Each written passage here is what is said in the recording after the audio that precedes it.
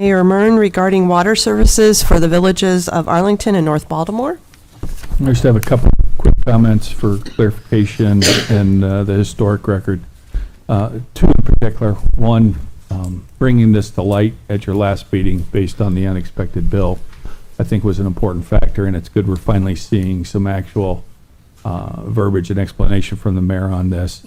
However, I'm very, very concerned because it's clear from the documentation that's been reviewed so far, this is being driven by the Economic Development Organization, which is a private organization that benefits itself, irregardless of the standing with regard to the public-private partnerships that we do engage with them.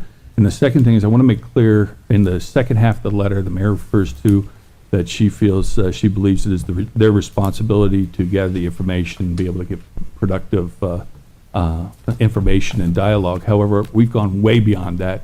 That is clear from the information that I've gathered and what I've been able to obtain. And with regard to that, this body needs to know there is no precedent for something this important to be done in this manner. As a matter of fact, we go back to as recently as, well, I guess for some of us as recently, you're a little older and have gray hair. When Mayor Riddy was here, he got ripped to shreds, and I was with him when he got ripped to shreds for doing something very similar, incurring legal bills without involving this council on something that's such a serious topic. And the other thing is, there's a couple myths going on with regard to Van Buren. The Van Buren water line that was installed was under heavy, open, transparent public comment with all the elected officials, and the city auditor's office was heavily involved from day one. There is nothing being shared with my office, and I'm having an extreme difficulty getting cooperation from the mayor on this issue, and it's unfortunate she's not here tonight to explain. Have any agreements been signed by the mayor regarding this issue with either Arlington or North Baltimore? No. Thank you. I don't know that is a pertinent answer at this point, if any contracts have been signed. But we do have some community here tonight. I know water regionalization has been not a really eye-catching topic for folks. So to give the basics, regionalization, we would bring water to a community and then the community would handle it from there. Where currently, like if people in Liberty Benton or Van Buren or whatever, we still handle the billing and they pay 1.5 times for the water. The difference here, this is a big ask and it hasn't gone to any committee. It hasn't gone to water and sewer. Some council members I've talked to had no knowledge of it. And when we're talking about increasing our usage, we do have plenty of usage in our system right now, but as you know, we're always developing and we're putting in more housing and we're putting in apartments and we're bringing in companies. And we have problems in our community with our water system. So for me, I don't think we are there yet. And the fact that our mayor or the administration, however you want to say that, is meeting with Bricker Eckler, with State Representative Cross's wife. She's an attorney, great. But they're looking at, we had the first bill that came for $9,000, where discussions were happening without any of us on this side knowing what's going on or having anybody in the public knowing what's going on. Then we have another bill tonight, and that bill's talking about contracts already being drawn up. They may not have been signed yet, but this whole process is completely inappropriate because we need to take care of our water system first, and all of you that have any water issues going on or concerns. So everybody needs to tune into this, and we need to have a lot of community input, and we need to slow this process down. The mayor's actions were literally nothing other than a fact-finding mission to see if this was even feasible, if we were allowed, or what confines that would, et cetera. Correct? Correct. Mr. Bauman, I always appreciate your dialogue at these meetings because first off, the answer to your first question is no, that's not correct. The mayor's well beyond those steps. As a matter of fact, just a couple lines out of the bill. Strategize with the water regionalization team regarding the next steps. Review, revise, and comment on draft agreements for water regionalization project. Review final drafts of the transfer agreement and master meter agreements and transmittal to Mayor Muryn. This is significantly further along that's being implied. The second thing is Potato. excuse me. Please don't interrupt me. and that's a point of order. Go down this path, to go down it privately, and to say that they have the ability to take this on without consulting with this body. That expertise does not sit in this room to ask the entire amount of questions that need to be asked and do the studies that need to be done. And my point was very simple. If you're going to go down these paths, don't come to this body with a proposal.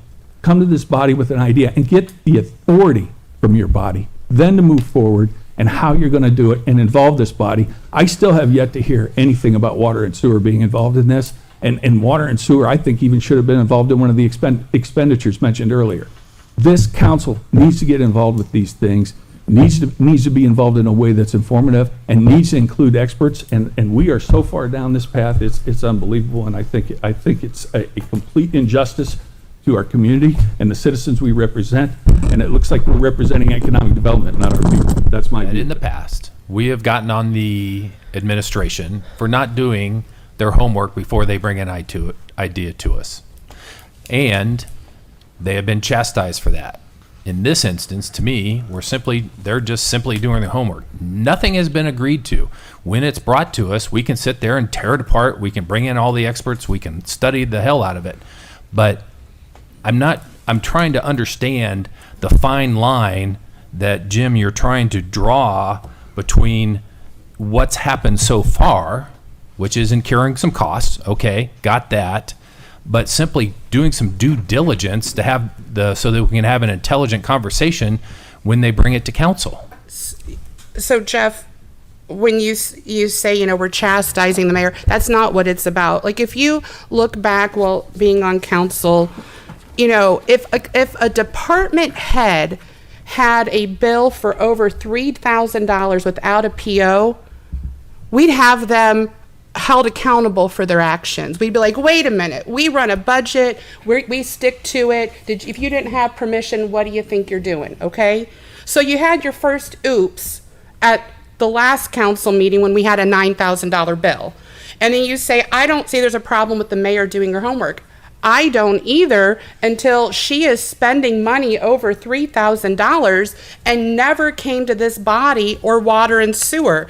How does she know that city council wants to explore that at this time? How does she know that the community wants to explore that at this time?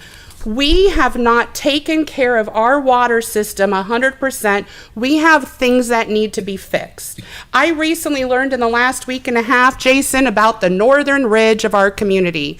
We have the northern ridge from Northgate all the way over to the east side of Findlay, where folks are telling me, I don't have proper water pressure.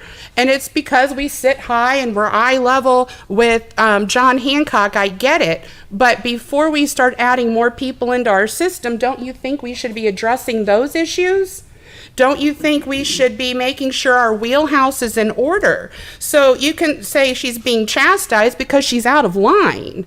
And if any department head, if Jason did it or Dave Hans did it or anybody else that were department heads, we'd be saying, what do you think you're doing? Directly, number one, I think Ms. Frische was very well spoken in her response. And this is totally different. It's totally different because the mayor not only incurred money, $27,000 or $26,000 so far, and with no disclosure of what's yet to come, but it wasn't to explore. It was to hire Christina Cross to negotiate and draft the contracts, to negotiate and draft terms of agreements with two, not one, but two communities based on what appears to be the whims of economic development, because this body knows nothing about it. That is above and beyond the pale. She didn't have council's permission. Council was not informed. You folks have made that clear to me. That's the difference, Mr. Wobser, and it's significant and it's serious. I wanted to go back to Brian's statement of potato patata, that we can't have a council that's potato patata on things like this. When we're talking regionalization potentially of our water system, we have a mayor we're getting through the water billing hot mess, and there's a discussion out there of possibly raising rates 24% potentially, and then if you look at history or other communities, it's not uncommon down the road that we could potentially be looking at selling our water system. I'm not saying we're discussing that, but I'm saying depending how we write contracts, how we have this discussion, and the fact that it's not open, for us tonight to go ahead and approve this expenditure is giving a rubber stamp to it and saying potato, patata, and we need to stop. I don't know where the selling of water system is. I just, real quick, I just want to make sure what we have going on here. We were approached by these two communities to see if we were in a position to work with them on their water. That's where this started. And at the end of the day, we have said, well, let's look at it. Let's look at the feasibility. Let's do our due diligence. And there are different ways to do this. So we got with experts that not only build these systems, but are environmental lawyers that can help us create modeling that makes sense, because we don't know what it looks like. We don't know if this is something that you all want to do or not. Every conversation we start when we talk about this is our fundamental responsibility are to the existing citizens of this community, and to make sure that we provide them water, quality water, and the level that we are, first and foremost. Then we talk about the feasibility of this. We want to bring information and facts to you all and the committee so you can then debate it and have conversation. That's nothing more than that has happened. We don't know if this is going to move forward or not, or you choose to. That's really ultimately your decision, but we want to make sure we give you facts and so you can make the best decision. That's all that's happened at this point. And unfortunately, you had to spend some money to get that done.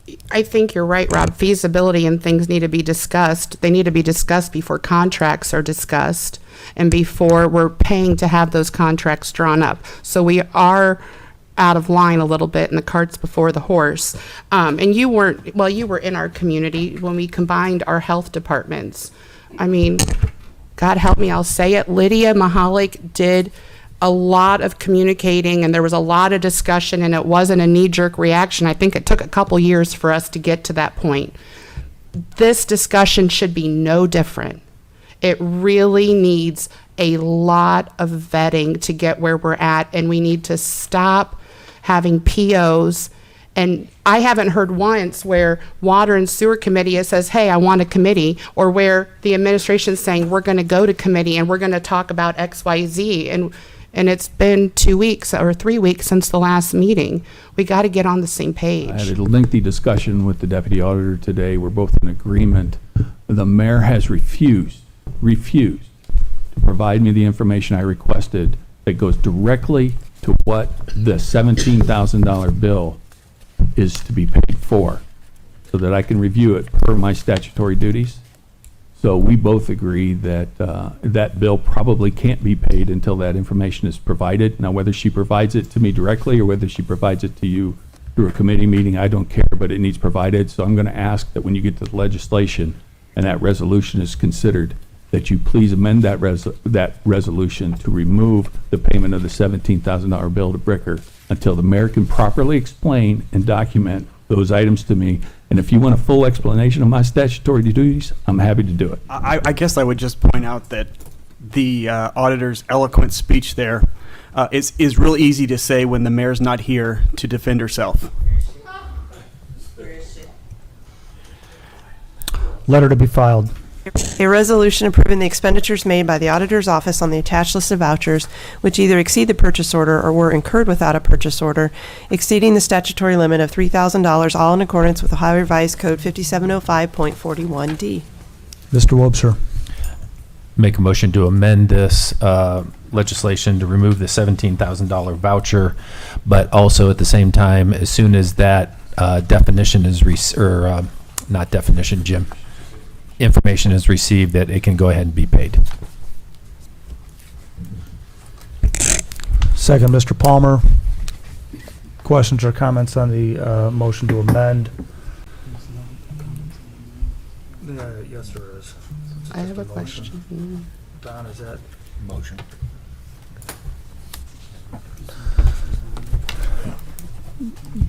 Don, do you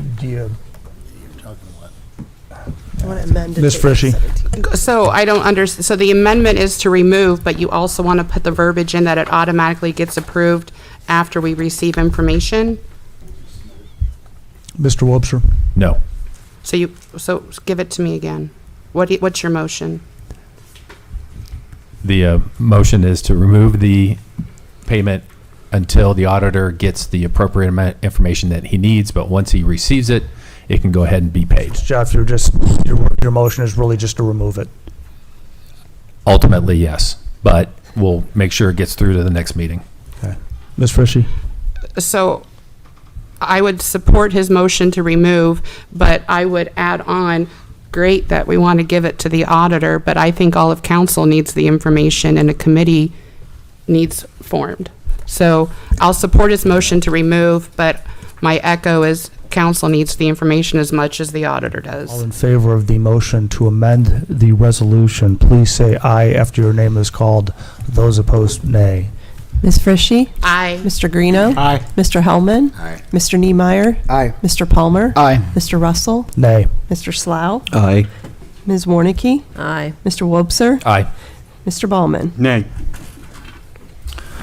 The resolution is amended. So motion to adopt then, or no? Ms. Frische? I'll make a motion to approve as amended. Second, Mr. Wobser. Questions or comments?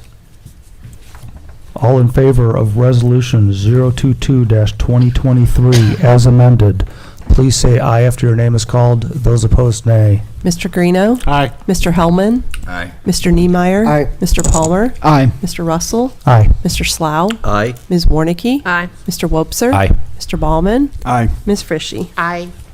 The resolution as amended is adopted.